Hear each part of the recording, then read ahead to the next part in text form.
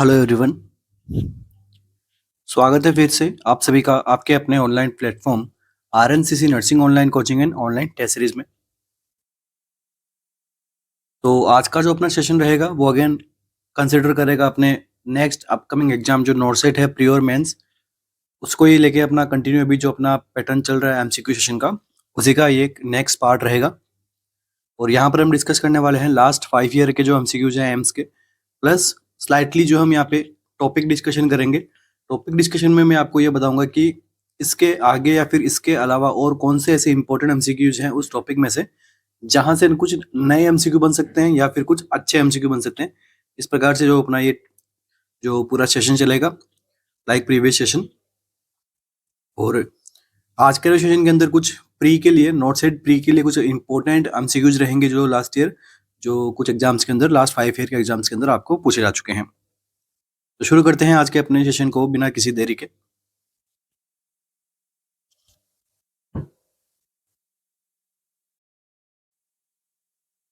MCQ है अपना, विच of the following is best technique for urine sample collection in a patient who has having indwelling urinary catheter. एक patient है जिसके क्या करना है, हमें यूरिन सैंपल कलेक्शन करना है, तो कौन सी टेक्निक बेस्ट होगी अगर पेशेंट को क्या लगा हुआ है, इनड्वेलिंग यूरिनरी कैथेटर लगा हुआ, तो आप कौन सी टेक्निक से जो है बेस्ट यूरिन सैंपल आप कलेक्शन कर सकते हैं। फर्स्ट मॉर्निंग स्पेसिमेन लेके remove the catheter, then collect the urine and reconnect the catheter, aspirate the urine from the catheter, या फिर सुप्राप्यूबिक एस्पिरेशन करोगे। तो कौन सी ऐसी टेक्निक है यूरिन सैंपल कलेक्शन की अगर क्लाइंट को क्या हो, इनड्वेलिंग कैथेटर लगा हो। क्या आंसर रहेगा? और ये आपका जो लास्ट नॉर्सेट का अपना ये एमसीक्यू है, पूछा गया था। Specimen of collection of specimen का टॉपिक था अपना, वहां से एमसीक्यू आपको पूछा गया है। तो अपना ये टॉपिक आपको खुद से भी पढ़ना है, ठीक है। और जैसे जैसे एमसीक्यू जाते रहेंगे इन टॉपिक्स के प्रीवियस ईयर एग्जाम के अंदर, तो वो मैं आपको यहाँ पे सोल्व करवा दूंगा। मगर खुद से भी, सबके पास में थियरी होती है, गाइड्स होती है, तो उनके अंदर से खुद को भी ये जो एमसीक्यूज आपको पढ़ने हैं।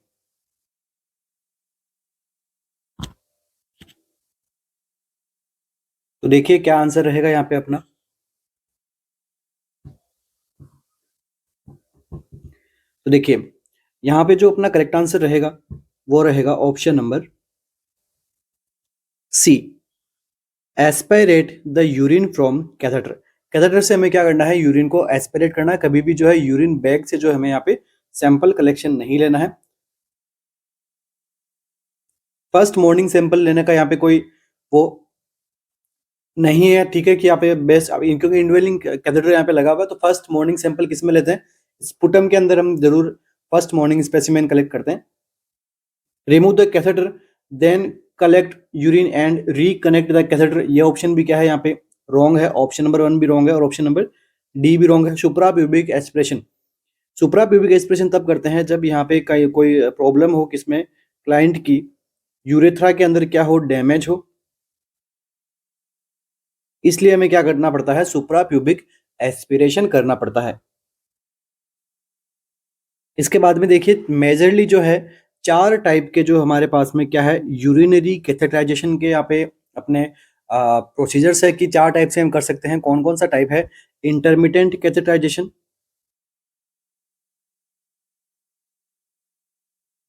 ठीक है। इसके अलावा सेकंड कौन सा है, इंडवेलिंग। थर्ड कौन सा है, suprapubic. And fourth one is external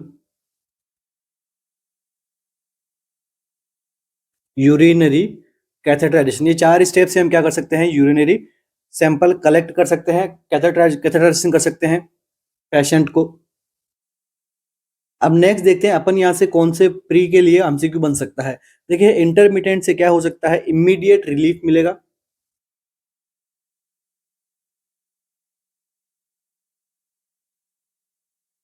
MCQ बनने लायक क्या है कि यहां से हम क्या पता लगा सकते हैं कि ब्लैडर का हम क्या पता लगा सकते हैं, रेसिडुअल वॉल्यूम को पता लगा सकते हैं,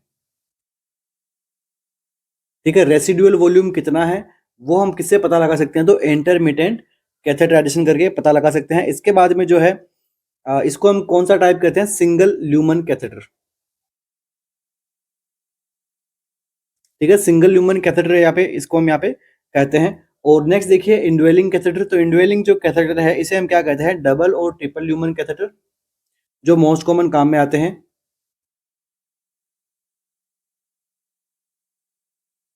और सुप्राप्यूबिक कैथेटराइजेशन, जिनमें यूरेथ्रा के अंदर डैमेज देखने को मिलता है। और लास्ट में क्या है? एक्सटर्नल यूरिनरी कैथेटर, ऐसे पेशेंट जो कैसे रहते हैं? अनकॉन्शियस, या फिर ऐसे पेशेंट के अंदर जो इनकॉन्टिनेंस की यहाँ पे कंडीशन रहती है, यूरिनरी इनकॉन्टिनेंस होने की, तो उनमें क्या लगाते हैं? एक्सटर्नल यूरिनरी कैथेटराइजेशन को हम यहाँ पे इंस्टॉल करते हैं। नेक्स्ट अपना यहाँ से एमसीक्यू बनता है कि ये जो कैथेटराइजेशन होता है ये किस प्रकार की प्रोसीजर है? तो एकदम ये क्या है? स्टेराइल प्रोसीजर है।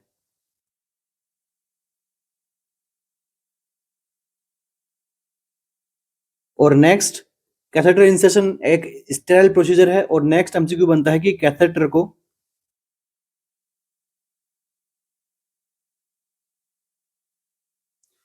क्लीन करना है, तो इसको हम क्या करेंगे? क्लीन टेक्निक प्रोसीजर से हम क्या करेंगे? इसको क्लीन करना होता है हमें, ताकि स्टेरिलिटी का भी पूरा हमें ख्याल रख सके, यूटीआई से हम प्रिवेंट कर सके, कोटी से हम प्रिवेंट कर सके। नेक्स्ट जो एमसीक्यू आपको यहाँ पे पूछा जाता है, प्री के अकॉर्डिंग बात करूं मैं, फीमेल और मेल कैथेटराइजेशन के फ्रेंच के ऊपर, कि कितना फ्रेंच का कैथेटर जो है फीमेल में काम में आएगा, तो फीमेल का आंसर रहेगा 12 से लेके 16 फ्रेंच तक, और मेल्स में काम आता है 14 टू लेके 16 फ्रेंच के कैथेटर्स जो है काम में लिया जाता है। नेक्स्ट जहां से एमसीक्यू बनेगा वो है क्या? यूरोबैग। तो यूरोबैग से क्या एमसीक्यू बनता है? दो टाइप के यूरोबैग देखने को मिलते हैं, एक होते हैं open, second one is close one. ठीक है, तो ओपन से ज्यादा यूटीआई होने के चांसेस है, क्लोज से कम यूटीआई होने के चांसेस है। तो कॉमन सेंस की बात है। एमसीक्यू कहां से बनेगा आपका कि यूरोबैग को एम्प्टी कब करना होता है? ठीक है, एम्प्टी कब करोगे इसको? जब ये 2/3 क्या हो? फुल हो। तो क्या करना है हमें? इसको एम्प्टी करना है और डॉक्यूमेंटेशन के अंदर चार्टिंग करनी है। नेक्स्ट देखिए आपको एक यहाँ पे इमेज शो हो रही है। ठीक है, तो यहाँ पर आपको क्लियरली बताया गया है कि फ्रेंच के बारे में कौन कौन से फ्रेंच जो है किसमें यूज में आते हैं। तो देखो पीडियाट्रिक क्लाइंट के लिए 6 फ्रेंच टू 10 फ्रेंच से काम में लेते हैं। एडल्ट फीमेल के लिए 12 टू 14, या फिर कुछ फीमेल्स में 16 भी काम में लेते हैं। और एडल्ट मेल के अंदर 14 टू 18। मोस्ट कॉमन कौन सा लेते हैं? 16 फ्रेंच का, फीमेल में 14 फ्रेंच का। इसके बाद में फीमेल में 14 टू 12 फ्रेंच दोनों यहाँ पे कॉमनली यूज में ले जाते हैं। और क्लॉट रिटेंशन कौन से कैनुलास के अंदर? अगर क्लॉट रिटेंशन हो रहा है तो आप कौन से लगाओगे? 20 फ्रेंच टू 22 फ्रेंच के अंदर आप लगा सकते हो। ठीक है, कैथेटर की लेंथ कितनी होनी चाहिए? नया एमसीक्यू है, आ सकता है एग्जाम के अंदर। और ये इसके आगे के टिप के बताया हुआ है कि टिप की अगर इमेज हो, इतना आपको टिप की इमेज आपको नहीं पूछेंगे, बस यहाँ पे आपको जो कैथेटर के जो फ्रेंच है वो आपसे एग्जाम में पूछे जा सकते हैं। नेक्स्ट आपको एमसीक्यू बताऊंगा आपसे कि पोजीशन क्या होनी चाहिए कैथेटर इंसर्ट करने के लिए। तो अगर फीमेल है तो फीमेल में क्या पोजीशन होगी यहाँ पे? तो डोर्सल रिकमेंड पोजीशन। और मेल क्लाइंट है तो सुपाइन पोजीशन।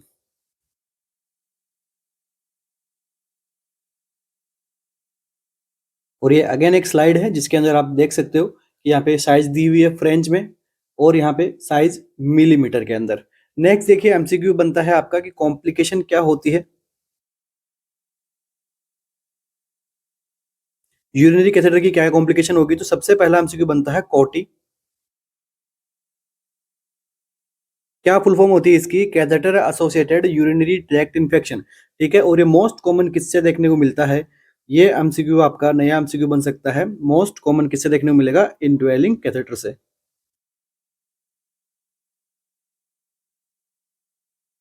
इसके अलावा और क्या देखने को मिलता है? ट्रॉमा देखने को मिल सकता है, हेमेचूरिया देखने को मिल सकता है, यूरेथ्रल इंजरी देखने को मिल सकती है। नेक्स्ट एमसीक्यू बनता है अपने यूरिन सैंपलिंग से। तो एक देखो टेक्निक होती है जिसे अपन क्या बोलते हैं? Clean catch technique. तो क्लीन कैच टेक्निक के अंदर हम क्या करते हैं? Mid stream urine sample collect करते हैं।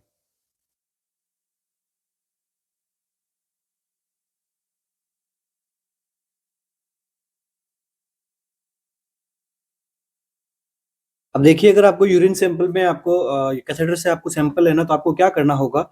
ये देखो यहाँ पे क्या है? Port for balloon inflation. ठीक है, और इसके ऊपर क्या है, catheter connected to the drainage tube. ठीक है, अब हमें क्या करना है, यहाँ से हमें क्या करना है, तो सैंपल करना होता है। इसके पहले हमें क्या करना होगा, क्लैंपिंग करना होगा, ताकि क्या हो, ब्लैडर के अंदर यूरिन जो है वो इकट्ठा हो जाए। उसके बाद हमें क्या करना है, पेशेंट को जब अर्ज आए यूरिनेटिंग करने की, तो हमें क्या करना है, सैंपल करना है। तो क्लैंप करने का टाइम कितना रहना चाहिए, तो 20 to 30 मिनट तक हमें क्या करना है, क्लैंपिंग करके रखना है। उसके बाद में एक स्टेराइल प्रोसीजर से हमें क्या करना है, स्टेराइल जो ग्लव्स वगैरह डालने हैं, स्टेराइल सीरीज होनी चाहिए, उन सब की वजह से हमें क्या करना है, सैंपल कलेक्शन करना है। चलिए नेक्स्ट एमसीक्यू अपना, विच of the following component is not include in matrix of high quality CPR. High quality CPR अगर हम दे रहे हैं तो कौन सा कंपोनेंट यहाँ पे इंक्लूड नहीं होगा हाई क्वालिटी ऑफ सीपीआर में। चेस्ट कंप्रेशन फ्रैक्शन जो है वो मोर देन 80% होना चाहिए। Compression rate 120 100/100 to 120 beat per minute तक कंप्रेशन रखनी चाहिए हमें। नो एक्सेसिव वेंटिलेशन, या फिर rescuer should change their position every 5 minutes. Quality CPR देने के लिए आपको कौन सा कंपोनेंट को इंक्लूड नहीं करना है।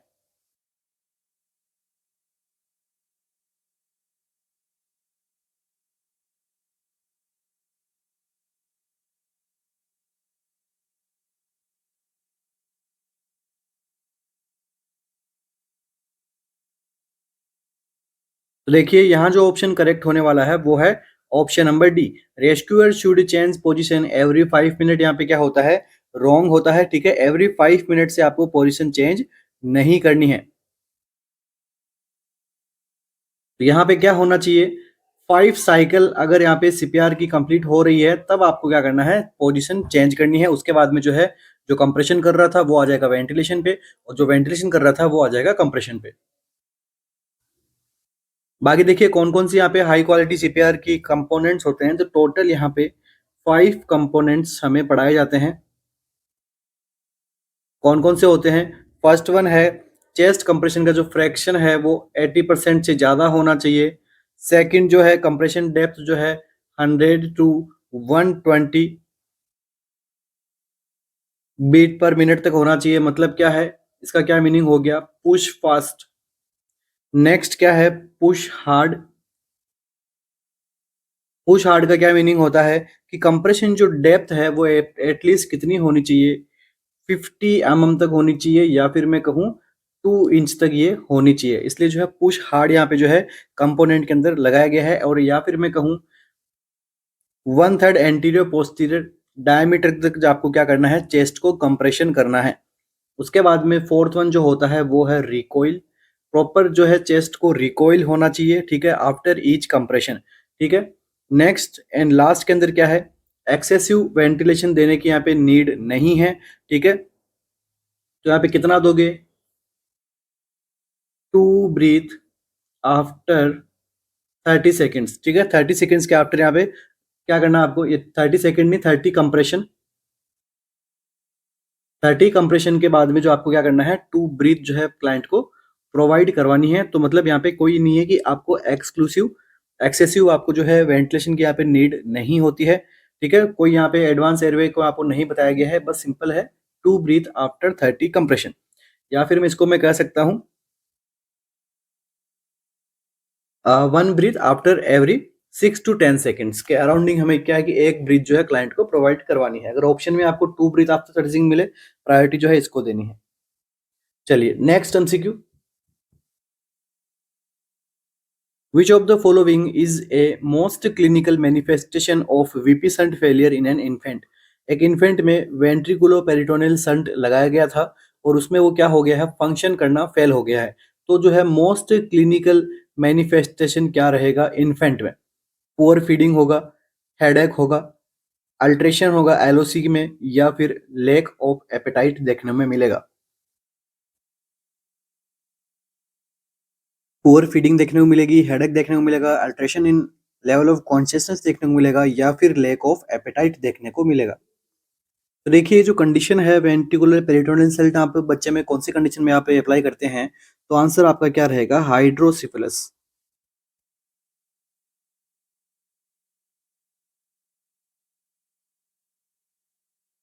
हाइड्रोसिफिलस के अंदर क्या होता है कि सीएसएफ का क्या देखने को मिलता है, एक्सेसिवली एक्यूमुलेशन देखने को मिलता है कहाँ पे, आपके ब्रेन में। या तो इसमें रीजन क्या हो सकता है कि एक तो इसके एब्जॉर्प्शन में कोई प्रॉब्लम हो, या फिर ओवर प्रोडक्शन हो रहा है। इस कंडीशन को हम क्या कहते हैं, हाइड्रोसिफिलस। नेक्स्ट देखते हैं कि नॉर्मल सीएसएफ के बारे में एक बार तो 2-3 एमसीक्यूज जो पूछे जाते हैं एग्जाम के अंदर वो देखते हैं। तो इसका प्रोडक्शन कहाँ पे देखने को मिलता है, कौन सी जगह से इसका प्रोडक्शन होता है, तो कोरोइड प्लेक्सस। कोरोइड प्लेक्सस में क्या होता है, इसका प्रोडक्शन होता है। और एब्जॉर्प्शन कहाँ पे देखने को मिलता है, तो एब्जॉर्प्शन देखने को मिलता है आर्कनोइड विलेज के अंदर इसका एब्जॉर्प्शन हो जाता है। ठीक है, अब नेक्स्ट एमसीक्यू आता है कि पीडियाट्रिक के अंदर कितना या फिर किस रेट से जो है सीएसएफ का प्रोडक्शन देखने को मिलता है। ठीक है, तो यहाँ पे आंसर क्या रहेगा, 20 ml per hour. 20 ml per hour से प्रोडक्शन होता है। और यहाँ पे पर डे कितना हो देखने को मिलता है, तो 500 ml जो है पर डे यहाँ पे देखने को मिलता है। मगर जब बात आपसे पूछा जाए कि वॉल्यूम कितना होता है पीडियाट्रिक के अंदर, वॉल्यूम कितना रहेगा, ये रहता है 4 ml पर केजी के अकॉर्डिंग यहाँ पे क्या रहता है, वॉल्यूम यहाँ पे मेंटेन रहता है। नेक्स्ट हम बात करते हैं एडल्ट की।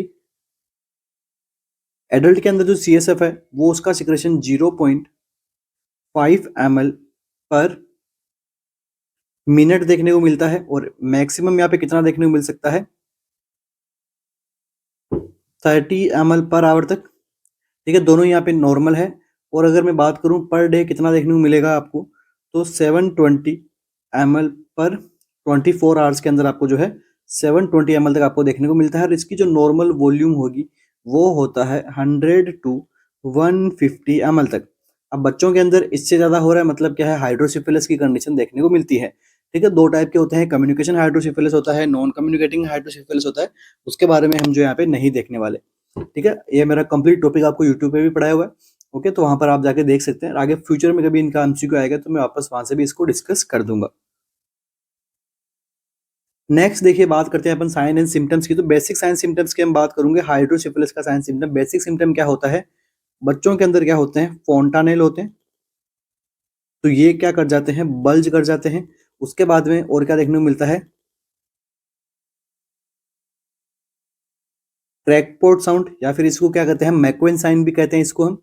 इसके बाद में सन सेटिंग आइज, ये किसमें देखने को मिलती है, हाइड्रोसिफिलिस में। और क्या होता है, प्रोजेक्टाइल वोमिटिंग,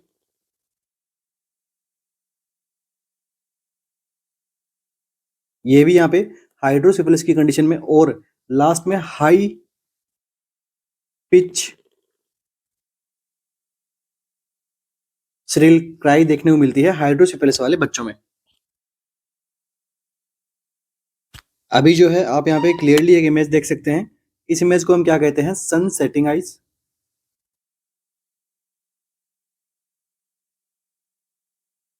हाइड्रोसिफिलिस वाले पेशेंट में इस प्रकार की जो आइज जो है बच्चों में देखने को कॉमन मिलती है। ये क्या है, ये है डायलेटेड स्काल्प वेंस। आप यहाँ पे इजीली देख सकते हो, जब हाइड्रोसिफिलिस होता है तो हेड बड़ा होगा। हेड बड़ा होने की वजह से यहाँ पे क्या देखने को मिल सकता है आपको, डायलेटेड स्काल्प वेन।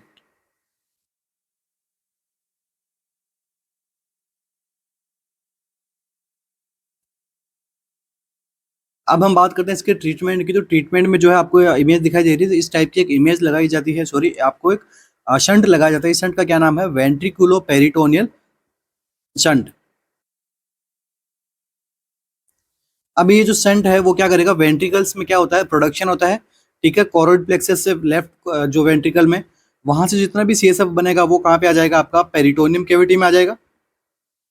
वहां से इसका क्या हो जाएगा, एब्जॉर्प्शन देखने में मिलेगा।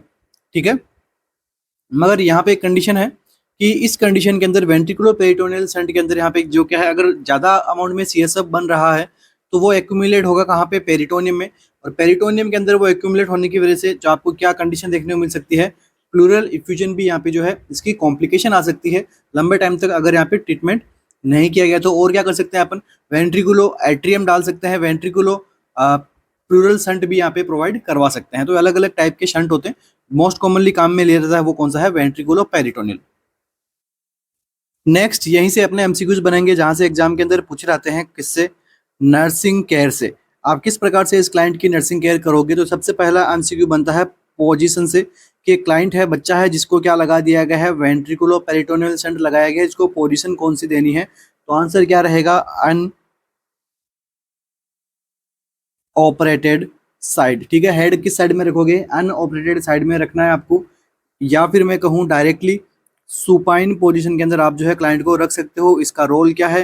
रोल ये है कि जो प्रेशर ना पड़ेगा, ठीक है, प्रेशर से क्या होगा? प्रिवेंट करेगा, जहां पर ऑपरेटेड साइड से प्रेशर यहाँ पे रिमूव होगा, इसलिए जो है अनऑपरेटेड साइड में हमें क्या करना है? क्लाइंट को प्लेस करना है। नेक्स्ट पोजीशन के साथ में आपको क्या करना है? 30 डिग्री क्या करना है आपको? बेड को इलेवेशन में रखना है ताकि आईसीपी ना बढ़े। ठीक है, इंट्राक्रैनियल प्रेशर को यहाँ पे इंक्रीज होने से प्रिवेंट किया जा सके, इसलिए जो है आपको 30 डिग्री यहाँ पे, और मैं कर सकता हूँ फॉलोअर पोजीशन के अंदर भी जो क्लाइंट को रख सकते हैं। नेक्स्ट देखिए, 30 डिग्री से ज़्यादा यहाँ पे आपको क्लाइंट को नहीं रखना है। ठीक है, 30 डिग्री से आपको ऐसा नहीं कि आप 60 डिग्री आप बेड की पोजीशन बना के रख रहे हो। ठीक है, एक्सेसिव यहाँ पे नहीं होनी चाहिए। 30 डिग्री यहाँ पे क्या है? बेस्ट है, इसीलिए एग्जाम के अंदर भी 30 डिग्री ऑप्शन में दिया हुआ रहता है। ठीक है, ये ध्यान में रखना। अब अगर आपने देखो 30 डिग्री से अगर आपने ज़्यादा दे दिया है, ठीक है, पोजीशन को आपने मेंटेन कर दिया है, तो इससे क्या होगा? पोस्ट ऑपरेटिव के अंदर जो प्रेशर है ब्रेन का, पोस्ट ऑपरेटिव के अंदर क्या है? प्रेशर जो है ब्रेन का, वो क्या होगा? सडनली ड्रॉप होगा। ठीक है, इस सडन ड्रॉप होने से क्या हो सकता है? herniation हो सकता है, टिश्यू कोलैप्स हो सकते हैं। इस वजह से जो है आपको कभी भी 30 डिग्री से आपको ज़्यादा पोजीशन नहीं देनी है। बार बार रिपीट होने वाले एमसीक्यूज हैं, इसीलिए टॉपिक भी इंपॉर्टेंट है अपना। नेक्स्ट और क्या एमसीक्यू बनेगा? आपने क्या किया था? शंट लगाया था आपने, शंट इफेक्टिवली वर्क कर रहा है नहीं कर रहा है, उसके लिए आपको क्या करना है? आपको हेड सर्कमफेरेंस देखना है आपको बच्चे का। ठीक है, तो हेड सर्कमफेरेंस के अंदर आप क्या देखोगे? एवरी 2 आवरली आपको क्या करना है? हेड सर्कमफेरेंस असेस करना है। नॉर्मल कितना होता है? 33-35, तो उसको आपको क्या करना है? असेस करना है, अगर इन्फेंट की बात हो रही है तो। ठीक है, तो अगर वो हेड सर्कमफेरेंस क्या होना चाहिए? कम होना चाहिए। हाइड्रोसिफिलिस में वैसे भी यहाँ पे डायलेटेड स्कार्फ पेन रहती है, ठीक है, बल्जिंग फॉन्टानेल्स रहते हैं, हेड सर्कमफेरेंस बड़ा हुआ देखने को मिलता है। तो आफ्टर शंट एवरी 2 आवरली क्या करना है आपको? नर्सिंग केयर में आपको जो है हेड सर्कमफेरेंस असेस करना है। नेक्स्ट देखिए, इन्फेंट के अंदर कौन कौन से साइन सिम्टम आएंगे अगर ये फेलियर हो जाएगा तो? आंसर क्या रहेगा आपका? इरिटेबिलिटी। और क्या देखने को मिलेगा? पुअर फीडिंग और हाई श्रील काई, जो मैंने आपको बता दिया है। नेक्स्ट अगर यही आपसे पूछ ले टोडलर के अंदर बता दो, तो टोडलर के अंदर क्या होता है? देखिए, टोडलर के अंदर होता है हेडेक और लैक ऑफ एपेटाइट। इसके बाद में नेक्स्ट पूछता है एग्जाम में एडल्ट में। एडल्ट में क्या होता है? डिक्रीज होती है क्या? Level of consciousness. तो तीनों ही इंपॉर्टेंट है, ध्यान रखिएगा, पूछा रहता है एग्जाम के अंदर। चलिए नेक्स्ट एमसीक्यू अपना।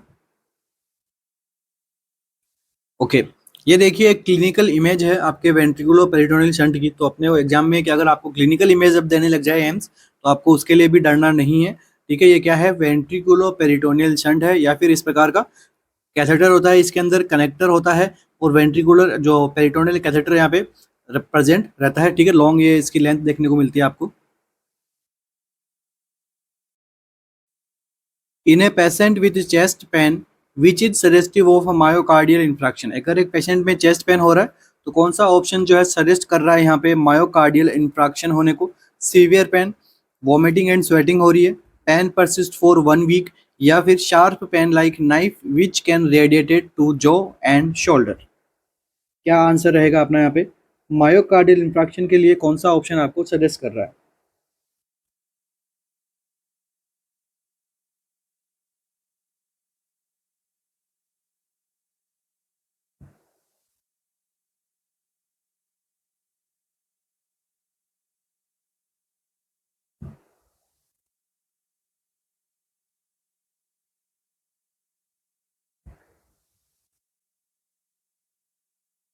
तो देखिए यहाँ पे अपना जो आंसर रहने वाला है, ऑप्शन नंबर डी यहाँ पे क्या रहेगा? करेक्ट रहेगा।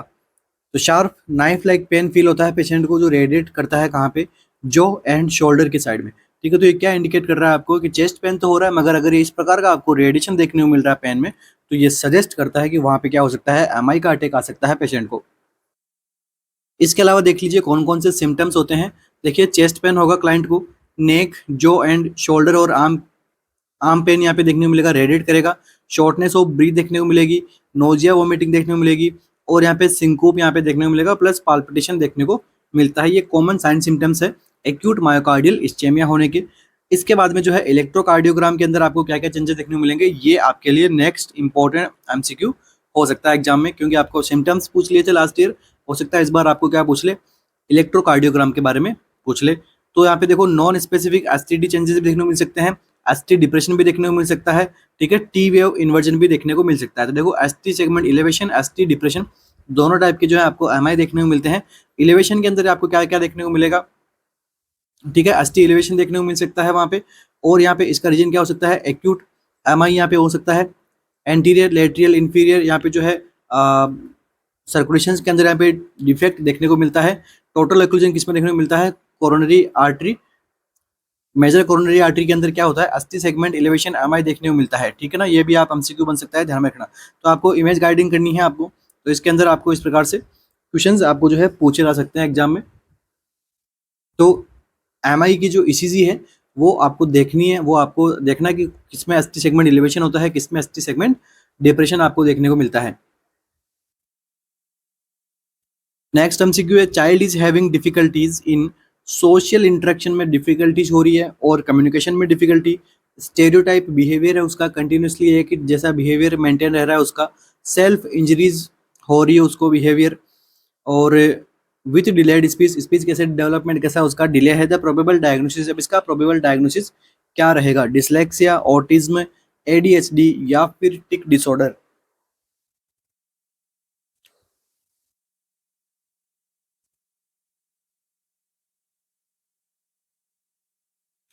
क्या रहेगा अपना यहाँ पे आंसर।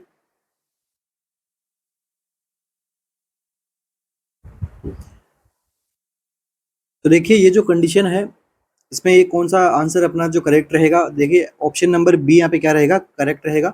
ये क्या होता है, ऑटिज्म होता है। सबसे पहले देखते हैं डिसलेक्सिया क्या होता है। डिसलेक्सिया में क्या होता है, एक लर्निंग डिसऑर्डर होती है ये,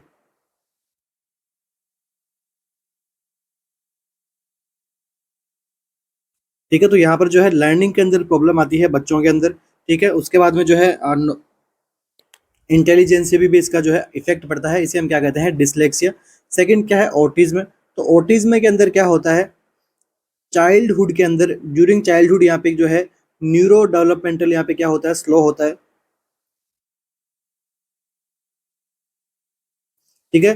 नर्वस सिस्टम का यहाँ पे डेवलपमेंट क्या कैसा होता है, स्लो होता है। तो इस डिसऑर्डर को हम क्या कहेंगे, ऑटिज्म कहेंगे। और दूसरा इसका नाम क्या होता है, कैनर सिंड्रोम। इसके अंदर अपने यही साइन सिम्टम्स आपको देखने को मिलेंगे, lack of social interaction, social smile जो है वो भी कैसी हो जाएगी, लैक हो जाएगी, कम देखने को मिलेगी। डिक्रीज अवेयरनेस देखने को मिलेगा, अपने सराउंडिंग के अवेयरनेस को वो नहीं पहचान पाएगा, कम्युनिकेशन, सेल्फ इंजरीज कर लेगा, डिलेड स्पीच यहाँ पे हो देखने को मिलेगा, ठीक है। सारी कंडीशन किस में देखने को मिलती है आपको, ऑटिज्म के अंदर।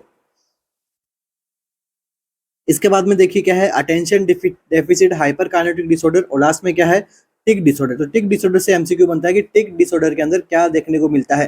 तो टिक डिसऑर्डर में क्या देखने को मिलता है आपको, अनवांटेड,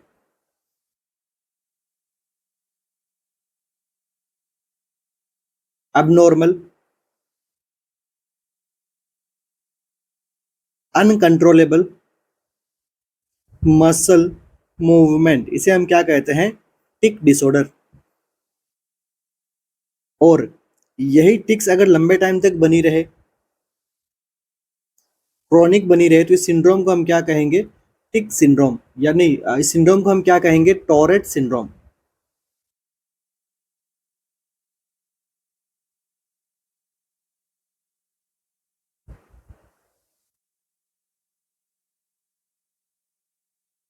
तो ये दोनों एमसीक्यू जो है पूछे जा चुके हैं एग्जाम में, what is the meaning of torrid syndrome और कैनर सिंड्रोम के बारे में पूछा गया है।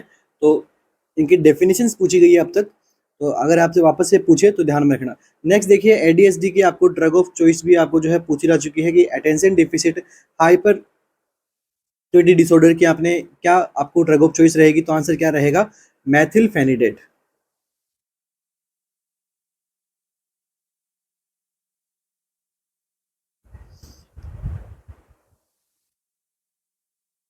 ये एमसीक्यू पूछा जा चुका है आपको नोट सेट में, फिर से पूछने के चांसेस है। एडीएचडी की ड्रग ऑफ चॉइस क्या रहती है? नेक्स्ट देखिए, a nurse is assessing a female patient in postpartum period with her uterus is soft, shifted toward right side, fundus two finger above the umbilicus. Which of the following is the possible cause of this condition? अब इस condition में कौन सा cause जो है possible है? Normal normal phenomena है ये, इन्वोल्यूशन हो रहा है यहाँ पे, ब्लैडर डिस्टेंशन है, या फिर इन्फेक्शन है? तो देखो इस प्रकार का जो एमसीक्यू पहले भी आ चुका है, जैसा कि मैं लास्ट 5 ईयर के एमसीक्यू सोल्व करवा रहा हूँ। तो देखो सब इन्वोल्यूशन की जो प्रोसेस जो होती है, ठीक है, या फिर इन्वोल्यूशन जो जिसे हम कहते हैं, ठीक है, और इनके इनमें कौन कौन से कैरेक्टर ऐसे होते हैं जो इस जो इन्वोल्यूशन की प्रोसेस को बढ़ाते हैं या फिर इन्वोल्यूशन में प्रॉब्लम करते हैं, उस कंडीशन को क्या बोलते हैं? सब इन्वोल्यूशन। तो ये सब चीज़ें जो आपको यहाँ पे खुद से भी पढ़नी है, और मैंने भी प्रीवियस क्लास के अंदर पढ़ा चुका हूँ सब इन्वोल्यूशन के बारे में, ठीक है। तो इसका जो रीजन देखो क्या है, पोस्टपार्टम पीरियड सबसे पहले तो, दूसरा यूट्रस अभी तक कैसा है, सॉफ्ट है, plus shifting toward right side में यूट्रस का शिफ्ट टुवर्ड यहाँ पे शिफ्टिंग देखने को मिल रही है।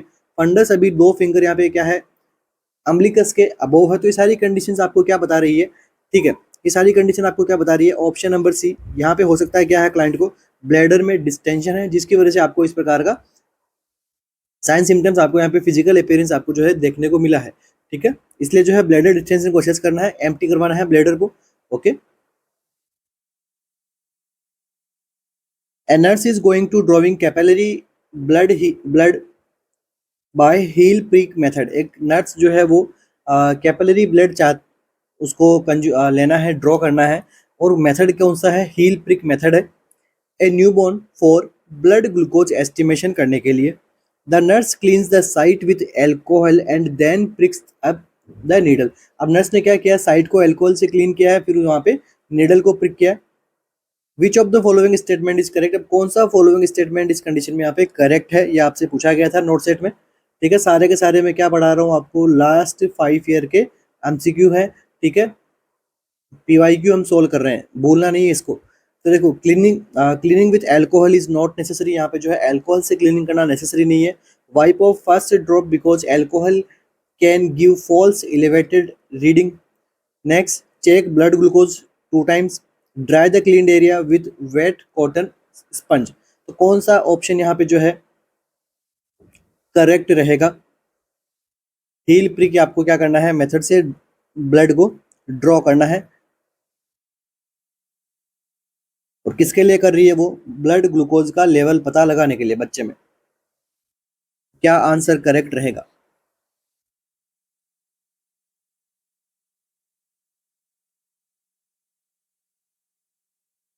तो देखो जब इस प्रकार का आपके सामने सिनेरियो आए एग्जाम के अंदर, तो हमें किसको प्रायोरिटी देनी है? वाइप ऑफ करना है फर्स्ट ड्रॉप को, बिकॉज जो एल्कोहल यहाँ पे लगाया था वो क्या कर सकता है, फॉल्स एलिवेटेड रीडिंग दे सकता है ब्लड ग्लूकोज की। इसलिए करेक्ट आपका जो स्टेटमेंट कौन सा होगा? Option number B. Next MCQ,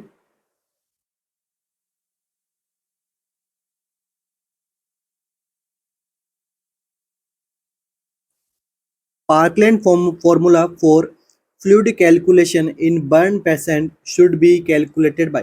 parkland formula के बारे में आपसे पूछा है कि बर्न के जब कैलकुलेशन करते हैं कितना फ्लूइड देना है क्लाइंट को आफ्टर बर्न, ठीक है, तो उसमें जो है किस प्रकार से कैलकुलेट करोगे? तो कैलकुलेट करने का जो पार्कलैंड फॉर्मूला है वो आपसे पूछा गया है। 4 ml RL पर KG total body surface area, 3 ml RL पर KG total body surface area, 2 ml RL पर KG total body surface area, या फिर 1 ml RL पर KG total body surface area. देखो पार्कलैंड फॉर्मूला जो है मोस्ट फेमस एमसीक्यू है burn के केस के अंदर।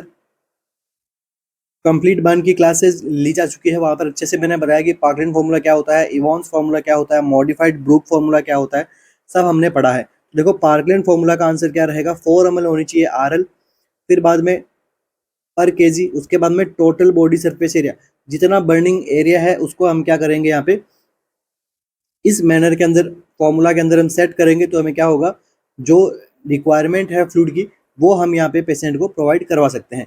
अब देखिए सपोज कीजिए अगर यहाँ पे पेशेंट को, ठीक है, एक्स वॉल्यूम जो है प्रोवाइड करनी है, ठीक है, तो इस एक्स वॉल्यूम की फर्स्ट 50% जो वॉल्यूम है वो हम फर्स्ट 8 आवर्स के अंदर जो है क्लाइंट को लगाना है, और रिमेनिंग जो 50% है वो नेक्स्ट 16 आवर्स के अंदर क्लाइंट को देनी है, और ये जो क्वेश्चन बनता है ये बनता है आपका फर्स्ट 24 आवर्स के लिए।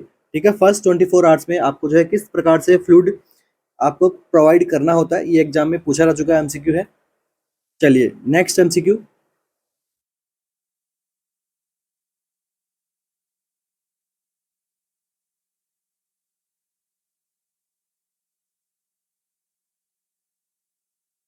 Muscle tone of lower oesophageal sphincter is maintain by. Lower oesophageal sphincter की मसल टोन को मेंटेन हम किससे कर सकते हैं? एसिटाइल कोलिन से कर सकते हैं, नाइट्रिक ऑक्साइड से कर सकते हैं, वेजो एक्टिव इंटेस्टाइनल पॉलीपेप्टाइड से कर सकते हैं, या फिर पैनक्रियाटिक एंजाइम इसको करते हैं मसल टोन को मैनेज।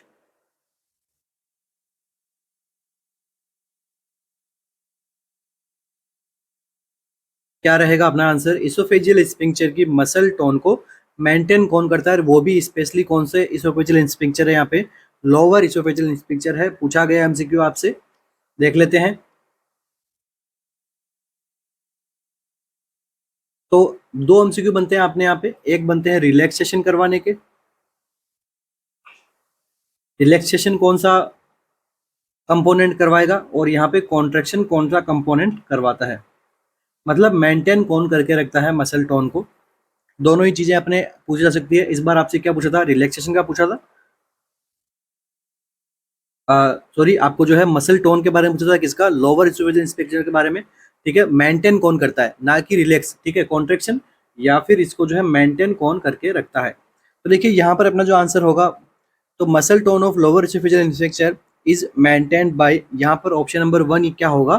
करेक्ट होगा। एसिटाइल कोलिन इसको क्या करता है? मेंटेन करके रखता है। तो एसिटाइल कोलिन क्या है? एक प्रकार से एक्साइटेटरी न्यूरोट्रांसमीटर है।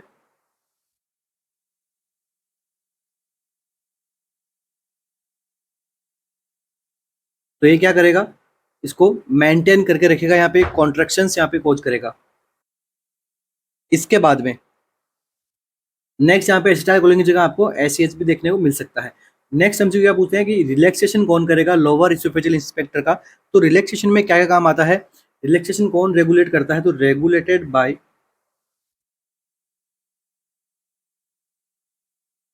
Nitric oxide. इसके बाद में वेजो एक्टिव इंटेस्टाइनल पॉलीपेप्टाइड, और यहाँ पे लास्ट में कार्बन मोनोऑक्साइड। ये क्या करते हैं? लोअर इसोफेजियल स्फिंक्टर को रिलैक्सेशन करवाने में कोज करते हैं। बाकी कॉन्ट्रैक्शन और मेंटेन करके रखते हैं। उसका आंसर क्या रहेगा? एसिटाइल कोलिन अपना करेक्ट आंसर रहेगा यहाँ पे। Next MCQ. Which statement is suitable for ranitidine except? कौन सा ऑप्शन जो है यहाँ पे सुटेबल है रेनिटिडिन के लिए, एक को छोड़ के? Side effect of Rantac is diarrhoea, confusion develop with Rantac, taken with antacid, या फिर smoking effect the action of Rantac.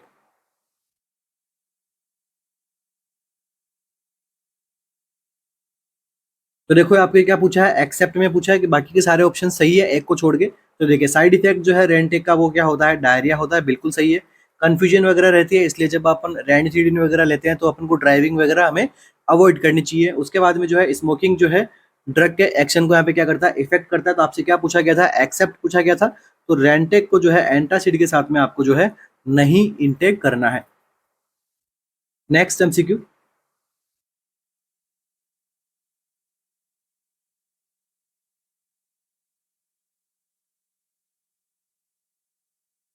Topical medication atropine sulfate. Topical medicine atropine sulfate is used in all of the following condition except atropine sulfate को जो अपन topically use करते हैं वो सभी conditions में use करते हैं एक को छोड़ के। तो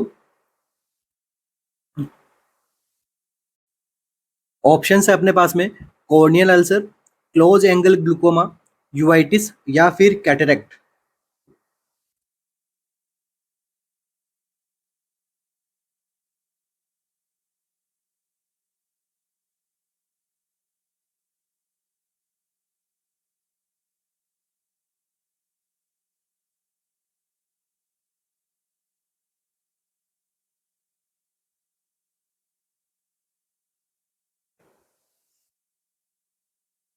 तो देखिए, सबसे पहले एमसीक्यू को सोल्व करने से पहले मैं आपको यहाँ पे 4 एमसीक्यूज बताऊंगा जो एग्जाम में बार-बार रिपीट होते हैं।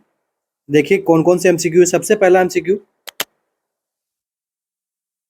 Most common cause for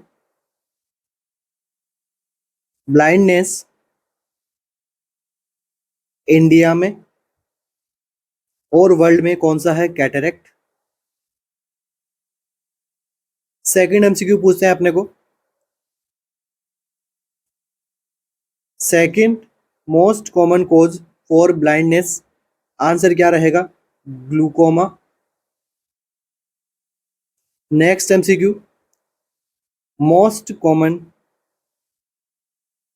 infective cause of blindness, answer क्या रहेगा? ट्रैकोमा। एंड लास्ट एमसीक्यू क्या रहेगा अपना? Most common cause of ocular morbidity, तो आंसर क्या रहेगा? Refractive error. ठीक है, तो मोस्ट कॉमन यहाँ पे ओकुलर मोर्बिडिटी कौन सी है? Refractive error. और ये 4 एमसीक्यूज अपने न्यू है। न्यू तो क्या मतलब ये बार बार रिपीट होते हैं एमसीक्यूज, तो आपको जो है इनको ध्यान में रखना है। इसके बाद में हम बात करते हैं ग्लूकोमा से रिलेटेड। तो देखिए, ग्लूकोमा जो है वो 2 टाइप का होता है। तो जनरली ग्लूकोमा हम कहेंगे किसको? तो ग्लूकोमा के अंदर क्या देखने को मिलता है? इंट्रा ओक्यूलर प्रेशर जो है इंक्रीज देखने को मिलता है। उस कंडीशन में हम क्या फिर वो क्या करेगा? रेटिना के ऊपर प्रेशर डालेगा, जिससे रेटिनल डिटैचमेंट वगैरह होके या फिर वो डायरेक्टली जो है ब्लाइंडनेस कॉज कर सकता है, नर्व प्रॉब्लम होके। और यहाँ पे क्या होगा? ऑप्टिक नर्व को भी ये क्या करता है? कंप्रेस करता है, जिस वजह से क्या देखने को मिलता है? ब्लाइंडनेस देखने को मिलता है। तो आईबॉल के अंदर अगर मोर देन 21% एमएम का प्रेशर होगा तो ये किसको इंडिकेट करता है? ग्लूकोमा को। तो नॉर्मल इंट्रा ओक्यूलर प्रेशर ये कितना होता है? पूछ लेते हैं एग्जाम में, तो ये होता है 10 to 21 mm ऑफ HG तक पूछा गया है एग्जाम के अंदर, बार बार पूछते भी हैं। तो आईओपी क्या है? जो ये प्रेशर है हम पढ़ते हैं किसका प्रेशर है? आंसर क्या रहेगा? एक्वस फ्लूइड का।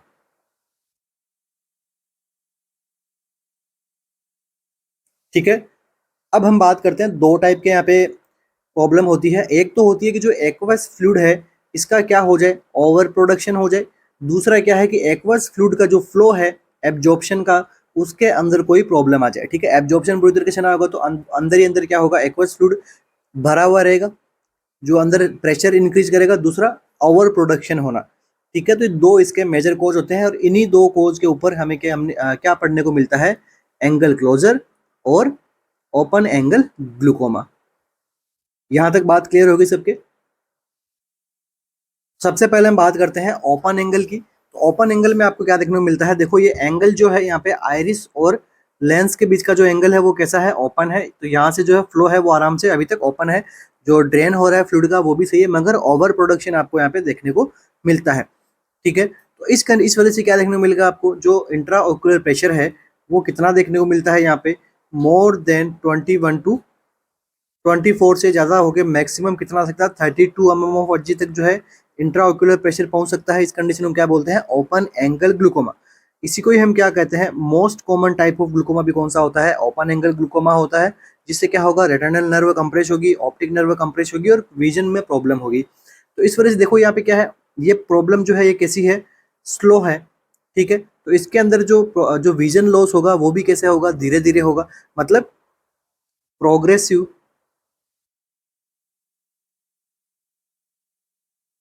विजन लॉस देखने को मिलेगा क्लाइंट में। तो किस प्रकार का विजन फील करेगा क्लाइंट? तो इसे हम कहेंगे क्या? Tunnel vision. एमसीक्यू पूछते हैं कि टनल विजन किसका एग्जांपल है? तो ओपन एंगल ग्लूकोमा का एग्जांपल है। इसको हम क्या कहते हैं? इसका कार्डिनल साइन कहते हैं और ये एम्स के एग्जाम में बहुत बार पूछा जाता है। दूसरा, हेलोज अराउंड लाइट्स। तो लाइट्स के अराउंडिंग क्या रहती है? ये हेलोज यहाँ पे बन जाते हैं। ठीक है, इसका यहाँ पे चॉइस ऑफ ट्रीटमेंट मैं कहूँ, इसको ट्रीट करना है आपको, कैसे करोगे? ये जो ओवर प्रोडक्शन हो रहा है इसको कम कर दो। ठीक है, तो इसका चॉइस ऑफ ट्रीटमेंट की मैं बात करूँ तो चॉइस ऑफ ट्रीटमेंट क्या रहेगा?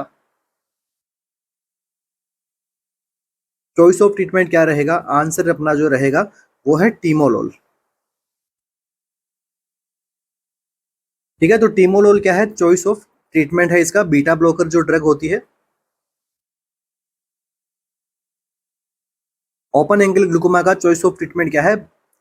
Beta blocker timolol. ये क्या कर देगी? एक तो इंट्राऑक्यूलर प्रेशर को कम करेगी। कैसे करेगी? जो प्रोडक्शन हो रहा था उसको ये क्या करेगी? कम करेगी। तो यहाँ पे प्रेशर जो है वो ऑटोमेटिकली सबसाइड हो जाएगा। और एमसीक्यू यहाँ से क्या बनेगा कि ये जो मेन एमसीक्यू का आंसर जो क्या रहेगा, और ओपन एंगल जो होता है वो कैसा होता है? पेनलेस होता है हमेशा। ठीक है, तो क्लाइंट को यहाँ पे पेन नहीं होता है, तो साइलेंट थिप ऑफ आइज भी इसको हम यहाँ पे कह सकते हैं। मगर ज्यादा कौन करवाता है कोज? आपका कैटरेक्ट। नेक्स्ट देखिए क्लोज एंगल। क्लोज एंगल में क्या होता है? तो क्लोज एंगल इसके यहाँ पे अपोजिट होता है, एंगल क्लोज हो जाना है। मतलब देखिए यहाँ पे देख सकते हैं इजीली क्या हो रहा है, ये एंगल जो है वो क्लोज हो गया। वापस से जो फ्लूइड है अंदर ही क्या हो रहा है? एपी जो जनरेट हो रहा है, मतलब इसका जो वे है वो यहाँ पे क्या हो गया? ब्लॉक हो गया है। अब इस कंडीशन में क्या होगा? एक कंडीशन कौन सी होती है? एक्यूट कंडीशन होती है, और ये इमरजेंसी कंडीशन होती है। इसके अंदर क्या होती है? ये है पेनफुल सिचुएशन होती है, तो एक प्रकार की इमरजेंसी कंडीशन है, ऑक्यूलर इमरजेंसी इसको हम कहते हैं। और इसके अंदर जो सीवियर जो इंट्रा ऑक्यूलर प्रेशर है वो more then 50 mm of Hg तक पहुंच सकता है। ठीक है, तो इस प्रकार से आपको जो है ध्यान में रखना है। इसके अंदर हमें क्या करना पड़ेगा? सर्जरी यहाँ पे करवानी पड़ सकती है। और आयरिस से क्या होता है? इसने क्या कर दिया? यहाँ पे एंगल क्लोज कर दिया, तो हमें क्या करना होगा? यहाँ पे आयरिडेक्टोमी यहाँ पे परफॉर्म करनी होगी। और देखिए ओपन एंगल में और कौन सी आप ड्रग दे सकते हैं? तो आंसर क्या रहेगा? एसिटाजोलामाइड। कौन सी कैटेगरी की ड्रग है ये भी आपसे पूछ लेते हैं, तो CAI कार्बोनिक एनहाइड्रेज इनिबिटर है। ये भी क्या करेगी? ओवर प्रोडक्शन को कम करेगी। इसके अलावा और कौन सी ड्रग दे सकते हो? पायलोकार्पिन। ज्यादातर एमसीक्यूज आपको जो ओपन एंगल से पूछ जाते हैं, क्योंकि इसके अंदर जो है आपको एमसीक्यूज खूब सारे मिलते हैं पढ़ने को। ठीक है, इसलिए आपको देखना है। अब देखो आपको एमसीक्यू क्या पूछा गया था, तो आपको क्या करना है? एंगल को ओपन रखना है, ताकि आपको जो है प्रॉब्लम जो है फेस ना हो क्लोज एंगल वाली। तो हमेशा क्या करना है आपको? नर्सिंग केयर में क्या करना है? सीधा सा एमसीक्यू पूछा रहता है नर्सिंग केयर। तो नर्सिंग केयर में आपको कौन सी ड्रग देनी होती है? तो मायोटिक जो ड्रग अपन यहाँ पे प्रोवाइड करवा सकते हैं। तो क्यों तो कह सकते हैं? क्योंकि ये क्या करती है? कॉन्स्ट्रिक्ट करती है प्यूपिल्स को। और प्यूपिल्स जब कॉन्स्ट्रिक्ट होंगे तो एंगल ओपन हो जाएगा, और एंगल ओपन हो जाएगा तो जो ड्रेनेज है वो इंक्रीज हो जाएगा। तो कौन सी ड्रग होती है? तो पायलोकार्पिन। नेक्स्ट एमसीक्यू बनता है अपना नेक्स्ट नर्सिंग केयर से कि अवॉइड एंटी कोलिनर्जिक ड्रग्स। ये क्या करते हैं? एंटी कोलिनर्जिक ड्रग को हमें अवॉइड क्यों करनी है? ये क्या करते हैं? प्यूपिल्स को क्या कर देंगे? डायलेट कर देंगे। डायलेट करने से क्या हो जाएगा? जो एंगल है वो क्या रहेगा? क्लोज रहेगा। इसलिए जो है एट्रोपिन सल्फेट जो है क्लोज एंगल ग्लूकोमा के अंदर आपको नहीं देना है। ये एमसीक्यू समझाने के लिए मुझे तो है इतना आपको डिस्कशन करना पड़ा, मगर इस डिस्कशन अपना वर्थ इट है। एमसीक्यू जो है एग्जाम में यहाँ से पूछे जाते हैं, इसलिए जो है आपको यहाँ पे एट्रोपिन सल्फेट को अवॉइड करना है। ठीक है, एंटीकोलर्जिक ड्रग्स को अवॉइड करना है, स्पेशली कहाँ पे? एंगल क्लोजर में आपको अवॉइड करना होता है। चलिए next MCQ. For the management of nocturnal angina nitroglycerin tablet given at. ठीक है, नॉक्टर्नल एंजाइना मतलब नाइट टाइम में जो है चेस्ट पेन हो रहा है क्लाइंट का। ठीक है, मसल पेन हो रहा है वहां पे। तो नाइट्रोग्लाइसिन टेबलेट जो हमें कब देनी है? इवनिंग टाइम पे, बेड टाइम पे, मॉर्निंग टाइम पे, या फिर एट एनी टाइम, किसी भी टाइम आप दे सकते हो। क्या आंसर रहेगा यहाँ पे? मैनेजमेंट करना है आपको नॉक्टर्नल एंजाइना से, तो आपको कब देनी है ड्रग यहाँ पे? बेड टाइम पे। ठीक है, जब पर्सन सोने वाला होता है तब उसको क्या कर दो? ड्रग दे दो, और वो क्या कर देगा? एंजाइना से प्रिवेंट कर देगा। विच of the following is a most common cause of pyogenic meningitis in older adults? Older adults के अंदर पायोजेनिक मेनिंजाइटिस होने का मोस्ट कॉमन कॉज क्या है? Neisseria meningitis, streptococcus pneumoniae, beta haemolytic streptococcus या फिर हीमोफिलस इन्फ्लुएंजा टाइप बी।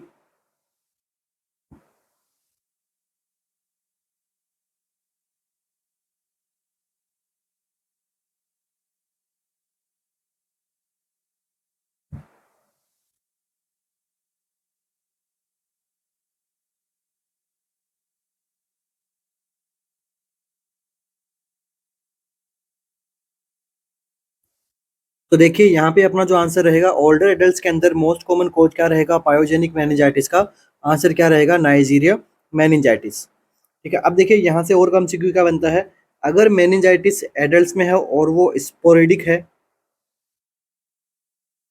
तो answer क्या रहेगा न्यूमोकोकस। और अगर मेनिंजाइटिस एडल्ट में है और वो एपिडेमिक है तब आंसर क्या जाएगा नाइसीरिया मेनिंजाइटिस। दो एमसीक्यू है, थोड़े आ सकते हैं एग्जाम में। Next MCQ, most common cause of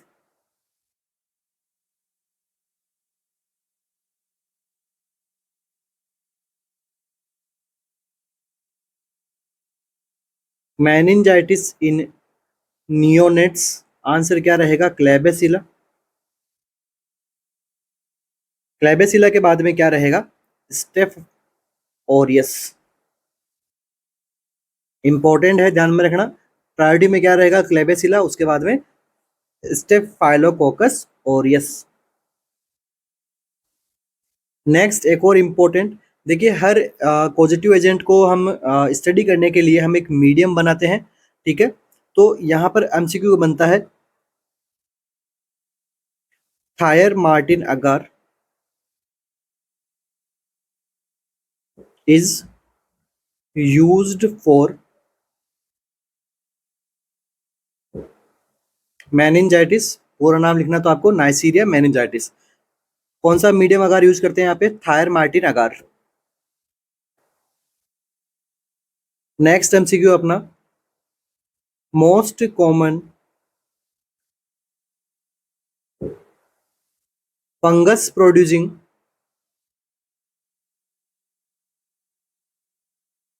meningitis in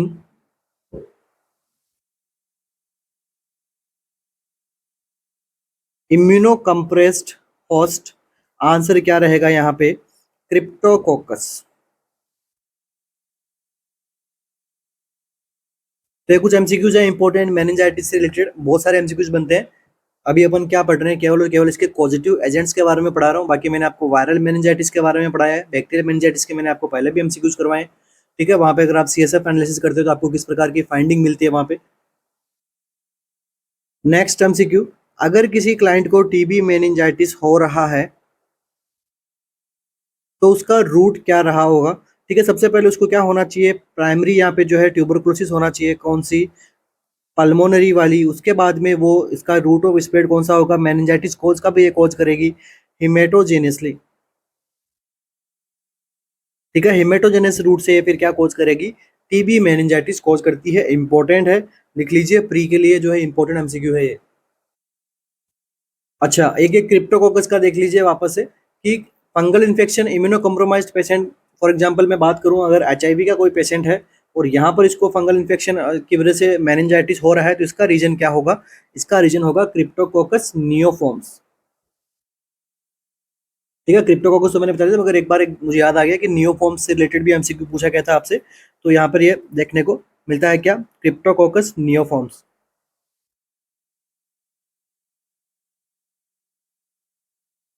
इसके लिए अगर आपको टेस्ट करना है तो कौन सा टेस्ट करोगे, स्पाइनल आपको फ्लूइड चाहिए होगा और यहाँ पे इंक कौन सा यूज लोगे तो इंडिया इंक। बाकी देखो ये सारी जो चीजें अपने रेगुलर क्लासेस के अंदर अच्छे से मैं पढ़ा पाता हूँ। अभी जैसे आपका ये तो एमसीक्यू सेशन है तो आप ध्यान रख लीजिए इंडिया इंक यहाँ पे कौन से मेनिंजाइटिस को पता लगाने के लिए काम में की जाएगी, तो फंगल इन्फेक्शन फंगल मेनिंजाइटिस में कौन सा क्रिप्टोकोकस नियोफॉर्म्स और स्पेशली कौन से क्लाइंट में एचआईवी या फिर इम्यूनो कॉम्प्रोमाइज्ड वाले पेशेंट में। लास्ट एमसीक्यू मेनिंजाइटिस से रिलेटेड, अगर मेनिंजाइटिस हो रहा है किससे ओटाइटिस मीडिया से। ठीक है। ओटाइटिस मीडिया का यहाँ पे कॉमनेस्ट कॉम्प्लिकेशन के अगर हम बात करें तो वो क्या देखने को मिल सकता है, इंट्राक्रैनियल कॉम्प्लिकेशन में मेनिंजाइटिस ओटाइटिस मीडिया का। ठीक है, इसे हम क्या कहते हैं, ऑटोजेनिक मेनिंजाइटिस। और इसका यहाँ पे पॉजिटिव एजेंट क्या रहेगा, आंसर क्या रहेगा, बच्चों में होता है ज्यादातर ये,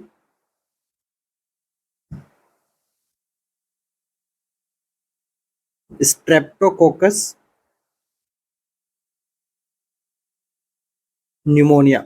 ये इसका क्या रहता है, पॉजिटिव एजेंट ऑटोजेनिक मेनिंजाइटिस का।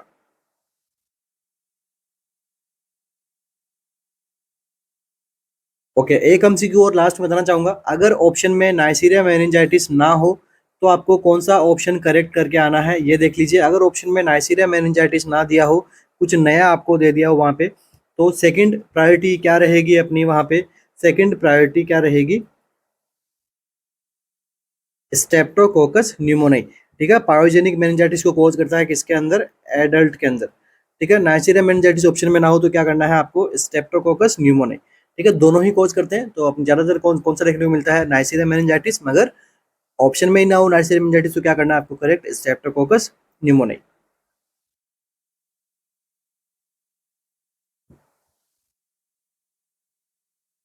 नेक्स्ट देख लीजिए इसको, आप मेनिंजाइटिस को ट्रीट कैसे करोगे।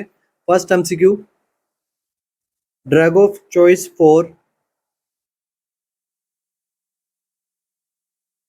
मेनिंगोकोकल मेनिंजाइटिस, क्या आंसर रहेगा, पेनिसिलिन। सेकंड एमसीक्यू यहां से, drug of choice for meningococcal meningitis में सेकंड ड्रग ऑफ चॉइस आपकी क्या रहेगी, सेफ्ट्राइक्सोन। थर्ड एमसीक्यू, थर्ड एमसीक्यू अपना यहाँ पे क्या बनेगा, drug of choice for prophylactic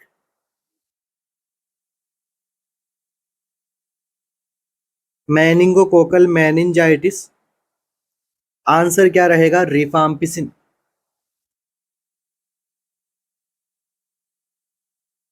fourth option क्या है, drug of choice for prophylaxis meningococcal meningitis in pregnancy, तो आपका यहाँ पे आंसर क्या आ जाएगा, सेफ्ट्राइक्सोन। देखिए किस लेवल के एमसीक्यूज हैं, इंपॉर्टेंट है, नोट डाउन कर लीजिए। अगर एग्जाम में आ गए तो बस ये बहुत ही कुछ स्टूडेंट्स को देखने को मिलेंगे। ठीक है, प्रेगनेंसी के अंदर ड्रग ऑफ चॉइस कौन सी होती है, मेनिंगोकोकल मेनिंजाइटिस का, तो आंसर क्या रहेगा, सेफ्ट्राइक्सोन। Next, drug of choice for Listeria meningitis,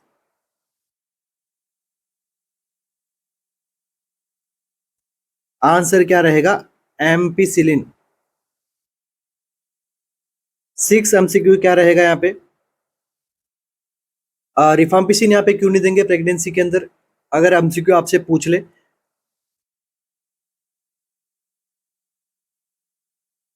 क्योंकि यहाँ पे प्रोफाइलेक्टिकली कौन सी दे रहे हैं हम, यहाँ पे रिफाम्पिसिन दे रहे हैं, तो प्रेगनेंसी में कौन सी दे रहे हैं, सेफ्ट्रैक्सोन दे रहे हैं। दोनों में आप एमसीक्यू काफी अच्छा एमसीक्यू बनेगा अगर बनेगा तो रिफाम्पिसिन प्रेगनेंसी में क्यों नहीं देंगे, क्योंकि ये क्या कर लेगी, क्रॉस प्लेसेंटा बैरियर। ठीक है, तो प्लेसेंटा बैरियर को ये क्या कर सकती है, क्रॉस कर सकती है, इसलिए जो इसको क्या किया गया है, हमने कॉन्ट्राइंडिकेट रखा गया है। तो सिक्स एमसीक्यूज अपने ट्रीटमेंट से रिलेटेड मेनिंगोकोकल मेनिंजाइटिस के इंपॉर्टेंट है, ध्यान में रखिएगा, आ सकता है एग्जाम में कोई इनमें से कोई सा भी। A child is admitted to the hospital with suspected diagnosis of infective endocarditis. The child has been experiencing fever, malaise, anorexia, and headache. The nurse knows that the most common causative organism of infective endocarditis is infective endocarditis का most common causative organism क्या है, देखिए, streptococcus विरिडिंस, streptococcus aureus, Clostridium परफिंजेंस, या फिर group B Haemophilus influenza. तो ये MCQ जो है बहुत से बच्चों में कंफ्यूजन रहता है, सब बच्चे क्या कर देते हैं, स्टेफालोकोकस ऑरियस यहाँ पे पॉजिटिव एजेंट में लिख देते हैं, मगर वो आंसर क्या है, रॉन्ग है। ठीक है, क्या पूछा गया आपसे, चाइल्ड इज एडमिटेड, आंसर क्या रहेगा, स्टेप्टोकोकस वायरिडिंस। सबसे ज्यादा जो है कौन सा यहाँ पे पॉजिटिव एजेंट क्या रहता है, स्टेप्टोकोकस विरिडिंस यहाँ पे क्या रहेगा, करेक्ट आंसर रहेगा। सेकंड में आप कर सकते हो क्या, स्टेफालोकोकस ऑरियस। तो प्रायोरिटी हमेशा किसको देनी है, स्टेप्टोकोकस ऑरियस को। True statement about surgical sutures except, surgical sutures के सारे स्टेटमेंट्स ट्रू हैं एक को छोड़ के। Vicryl is braided and absorbable suture, silk is braided and non absorbable suture, monocryl is absorbable suture, या फिर nylon is polypropylene and absorbable suture. क्या आंसर रहेगा अपना?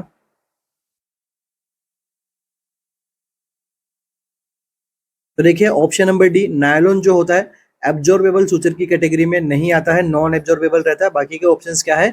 ट्रू है। सिल्क भी कैसा रहता है? Non absorbable suture. बाकी वाइक्रिल, मोनोक्रिल, ठीक है, ये सारे कैसे रहते हैं?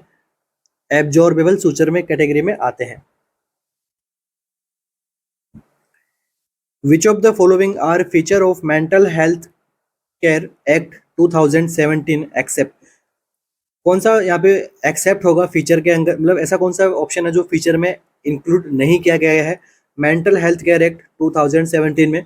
देखिए, provision of advance directive, it is not recommend for older adults, या फिर attempt to commit suicide not an offence, या फिर establishment of central mental health authority. क्या आंसर रहेगा यहाँ पे? मेंटल हेल्थ केयर एक्ट जो कब प्रस्ताव हुआ था उसका 2017 में, कौन सा ऑप्शन यहाँ पे एक्सेप्ट होगा? तो देखो एक्सेप्ट के अंदर जो आप पढ़ोगे वो पढ़ोगे option number B, it is not recommended for older adults. ऐसा कोई स्टेटमेंट जो है इन्होंने नहीं दिया था। बाकी के ऑप्शंस कैसे हैं? ट्रू है एक को छोड़ के। तो आंसर क्या रहेगा? Option number B. इसी के साथ ही आज के अपने सेशन को कंप्लीट करेंगे। आशा करता हूँ वीडियो लेक्चर्स आपको काफी अच्छा लगा हो, काफी इन्फॉर्मेटिव लगा हो। खूब सारे आपने न्यू एमसीक्यूज जो है आपने यहाँ पे सीखे हो, साथ साथ में नोट्स भी बना रहे होंगे लास्ट मिनट रिवीजन के लिए। ठीक है, तो डेली आपको टेस्ट सीरीज देनी है हमारी वाली, जो आप एनरोल अब तक कर चुके होंगे, और सेल्फ एनालिसिस करना है। नंबर कम ज़्यादा अगर आ रहे हैं तो सेल्फ इंट्रोस्पेक्शन कीजिए कि भाई कहाँ पे गलती हो रही है, कौन सा टॉपिक आपका जो है अभी वीक है। अभी भी कुछ टाइम बचा हुआ, अपने टॉपिक को आप अच्छा कर सकते हो। चलिए, wish all the best, thank you so much बनाने के लिए। मिलते हैं अपने नेक्स्ट सेशन में, जहाँ पर अगर अगेन अपन कुछ क्या करेंगे, important previous year MCQ solve करेंगे with a proper discussion. Thank you. Hello students, welcome to all RNCC nursing coaching platform. स्वागत आप सभी का आरएनसीसी के इस यूट्यूब चैनल पे। आज का हमारा वीडियो स्टार्ट करने से पहले कुछ इन्फॉर्मेशन आप सभी के लिए है। बिल्कुल कई सारे स्टूडेंट्स का था कि सर हमें इस टेस्ट सीरीज के बारे में इन्फॉर्मेशन जरूर दी जाए कि आपकी तरफ से जो कौन कौन सी टेस्ट सीरीज नॉर्सेट एग्जाम्स के लिए चलाई जा रही है। तो बिल्कुल आप सभी को बहुत अच्छे तरीके से इसकी इन्फॉर्मेशन दी जा रही है। सबसे पहले बात करते हैं सबसे बड़ा जो मेगा स्पेशल टेस्ट सीरीज हमारा चल रहा है, NORCET 6 special mega test series. इसमें क्या है, इसमें आपको टोटल 100 टेस्ट यहाँ पे मिलने वाले, जान रखिएगा। साथ में और भी कई सारे मल्टीपल अटेम्प्टिंग टेस्ट रहने वाले हैं, जिसको हमने सुपर रिवीजन सीरीज नाम दिया है। बिल्कुल सुपर रिवीजन सीरीज में क्या है, बिल्कुल सुपर रिवीजन सीरीज आपको बहुत अच्छे से आपका रिवीजन करवाने के लिए बहुत अच्छे से हेल्प करने वाली है। और ये सीरीज आपको यहाँ सब्जेक्ट एंड टॉपिक बेस्ड के हिसाब से और प्री नॉर्सेट एग्जाम स्पेशल के रूप में मिलने वाली है। तो बिल्कुल इसमें क्या क्या कौन कौन से तरीके के टेस्ट होंगे तो आप सभी को बताना चाहता हूँ। ये जो सीरीज है इसमें आपको मंडे टू फ्राइडे, बिल्कुल मंडे टू फ्राइडे आपको यहाँ subject and topic based test देखने को मिलेंगे। ध्यान रखिएगा, subject and topic based test. तो सब्जेक्ट और टॉपिक बेस्ड टेस्ट जो रहता है, ईच टेस्ट याद रखें, ईच टेस्ट, हर एक टेस्ट जो होता है वो हमारा 80 to 100 एमसीक्यू का होता है। ध्यान रखिएगा, 80 to 100 एमसीक्यू जो वेल क्वालिटी एमसीक्यू होते हैं, ध्यान रखें। और यहाँ पे आपको एक टेस्ट मॉर्निंग में मिलता है। ध्यान रखिएगा, एक टेस्ट आपको मॉर्निंग में मिलेगा लगभग 10:15 AM के अराउंड। और ये जो टेस्ट है वो नेक्स्ट डे 10:15 AM तक वैलिड रहता है। बिल्कुल नेक्स्ट डे 10:15 AM तक वैलिड रहता है, जो कि मॉर्निंग का टेस्ट है। बिल्कुल दूसरा जो हम टेस्ट प्रोवाइड करते हैं वो हम इवनिंग में टेस्ट प्रोवाइड करते हैं। और इवनिंग में भी जो टेस्ट होता है वो 10:15 PM से लेके, ध्यान रखिएगा, नेक्स्ट डे के 10:15 PM तक वैलिड रहता है। बिल्कुल इसके बाद में नया टेस्ट अपलोड हो जाता है। अब कई सारे स्टूडेंट का ये रहता है कि जो सर प्रीवियस टेस्ट हमारे हुए हैं, है ना, जैसे आज की डेट अगर अपन बात करें लगभग यहाँ पे 2019 के आसपास का है, तो यहाँ जो पहले जितने टेस्ट हुए हैं क्या हम वो भी दे पाएंगे? तो बिल्कुल मैं आप सभी को बताना चाहता हूँ, इसमें से लगभग यहाँ पे अपन कह सकते हैं कि आप यहाँ पे लगभग अगर 38 के अराउंड टेस्ट हमारे कंप्लीट हो चुके हैं, तो लगभग यहाँ पे आप 90 to 20 टेस्ट जो है, ध्यान रखिएगा, यहाँ पे आपके लिए अवेलेबल रहेंगे मल्टीपल अटेम्प्ट्स के लिए। ध्यान रखें, क्योंकि जो मॉर्निंग का हमारा जो टेस्ट होता है वो लिंक का टेस्ट होता है, उसकी हम सॉल्व PDF प्रोवाइड करते हैं। क्या प्रोवाइड करते हैं? Solved PDF. तो सॉल्व्ड पीडीएफ यानी कि जो टेस्ट हो चुका है उसकी सॉल्व्ड पीडीएफ आपको मिलेगी। ध्यान रखिएगा कौन से टेस्ट की जितने कंडक्ट हो गए हैं 19 तक जितने कंडक्ट हो गए हैं, है ना, जो subject and topic based conduct हुए हैं उनकी सॉल्व्ड पीडीएफ आपको मिलेगी। साथ में कुछ अलग स्पेशल प्री नॉर्सेट टेस्ट की सॉल्व पीडीएफ भी आपको मिलने वाली। ध्यान रखिएगा। बिल्कुल। अब हम बात करते हैं यहाँ पे कुछ स्पेशल टेस्ट जो इवनिंग टाइम में हुए हैं वो मल्टीपल अटेम्प्ट्स के लिए सेव रहेंगे, जिनको आप बार बार अटेम्प्ट कर सकते हैं। उसके अलावा जो प्री नॉर्सेट टेस्ट जितने भी हुए हैं, ध्यान रखिएगा, जो न्यू पैटर्न के अकॉर्डिंग जितने भी प्री नॉर्सेट टेस्ट हुए हैं ये सारे टेस्ट जो है ये भी आपको कैसे मिलने वाले हैं, मल्टीपल अटेम्प्ट्स के लिए। मतलब जैसे ही आप आज की डेट में भी परचेज करते हैं तो ये भी आपको मल्टीपल अटेम्प्ट्स के लिए देखने को मिल जाएंगे। ध्यान रखिएगा। ठीक है, ओके, बहुत बढ़िया।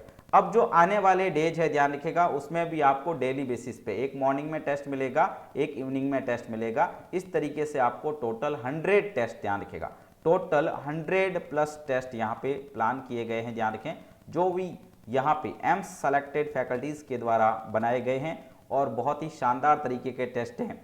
और बिल्कुल इसके बारे में आपको पता ही होगा क्योंकि आप यहाँ पे जो भी लोग हमारे साथ में इस टेस्ट सीरीज में बने हैं तो बिल्कुल मैं बताना चाहता हूं आपको भी, जिन्होंने रिकमेंड किया है उन्होंने बहुत अच्छे से विश्वास करके टेस्ट सीरीज लिया और सेलेक्ट हुए हैं आज। ध्यान रखिएगा, है ना, बिल्कुल आज उनकी सफलता का राज इसी टेस्ट सीरीज की वजह से है। ध्यान रखिएगा, उनको अच्छे से आप अच्छे से पूछ सकते हैं इन चीज़ों के रिगार्डिंग। ठीक है ना, ओके। तो एक बहुत बढ़िया तरीके का स्ट्रेटजी आप सभी को आपकी मंजिल तक पहुँचाने के लिए RNCC ने यहाँ पे प्लान किया हुआ है। ठीक है, ओके। अब यहाँ पे नेक्स्ट बात करते हैं सर इसके अलावा और क्या है। ये तो मेगा टेस्ट सीरीज हो गया, है ना, इसके अलावा दूसरा क्या है। दूसरा है हमारे पास में मॉडल टेस्ट पेपर्स। बिल्कुल न्यू पैटर्न के मॉडल टेस्ट पेपर्स रहते हैं। ध्यान रखिएगा जो कि लगभग 43 मॉडल टेस्ट पेपर हम यहाँ पे कंडक्ट करवा रहे हैं। बिल्कुल आज की डेट तक लगभग यहाँ पे 19 टेस्ट है ऑलरेडी कंप्लीट हो चुके हैं और ये 19 टेस्ट जो है ये बिल्कुल न्यू पैटर्न पे है। ध्यान रखिएगा, बिल्कुल न्यू पैटर्न के 19 टेस्ट हैं वो कंप्लीट हो गए हैं, जिसके अंदर आपको 100 MCQ देखने को मिलेंगे और 5 सेक्शन देखने को मिलेंगे। 100 MCQ साथ में आपको 5 सेक्शन देखने को मिलेंगे और हर एक सेक्शन जो रहेगा 18 मिनट का सेक्शन है और इसमें आपको 20 MCQs कंप्लीट करने होते हैं। बिल्कुल 18 मिनट का सेक्शन है और आपको 20 MCQs यहाँ पे कंप्लीट करने होते हैं। तो बिल्कुल ये एक और सेक्शन आप सभी के लिए है जो बढ़िया तरीके से आप अपना यहाँ बेस्ट दे सकते हैं। ध्यान रखिएगा, ठीक है, ओके। तो ये रहेगा 19 टेस्ट आज की डेट में परचेज करते हैं तो जितने टेस्ट हुए हैं वो सारे के सारे आपको मल्टीपल अटेम्प्ट्स के लिए मिलेंगे। देन उसके बाद में डेली बेसिस का लाइव टेस्ट रहेगा। बिल्कुल डेली बेसिस का लाइव टेस्ट रहेगा। साथ में आपको टेस्ट कंप्लीट होने के बाद में टेस्ट रिजल्ट एनालिसिस होता है। बिल्कुल जितने स्टूडेंट्स यहाँ पे टेस्ट देते हैं उनके बीच में आपकी रैंक क्या रही है तो टेस्ट रिजल्ट एनालिसिस होता है। ध्यान रखें, तो ये भी आपको वहाँ इसी सीरीज के अंदर मिलने वाला है। ठीक है ना, ओके, बहुत बढ़िया। तो ये रहेगा हमारा मॉडल टेस्ट पेपर का प्लान। बिल्कुल NORCET 6 mega special test series और उसके साथ में न्यू पैटर्न के 43 मॉडल टेस्ट पेपर्स और पेपर का MCQs का लेवल बिल्कुल अलग है। ध्यान रखिएगा, लेवल पूरा का पूरा नॉर्सेट ओरिएंटेड है। ध्यान रखें, चाहे आप किसी भी तरीके का पैटर्न देखें तो उसमें आपको यहाँ पे सिनेरियो, प्रैक्टिकल बेस्ड, उसके बाद साथ में स्किल बेस्ड, प्रोसीजर बेस्ड कई सारे क्वेश्चंस आपको यहाँ पे डायरेक्ट देखने को मिलेंगे। उसके अलावा प्रीवियस ईयर के क्वेश्चंस भी इसके अंदर अपलोड किए गए हैं। ध्यान रखें, तो ये सारा का सारा कंटेंट आपको बढ़िया तरीके से हमारे RNCC नर्सिंग कोचिंग एप्लीकेशन के स्टोर में जाके ये सारी चीज़ें आप एक्सेस कर सकते हैं। बिल्कुल अपनी डेली प्रैक्टिस को बहुत शानदार कर सकते हैं। बेस्ट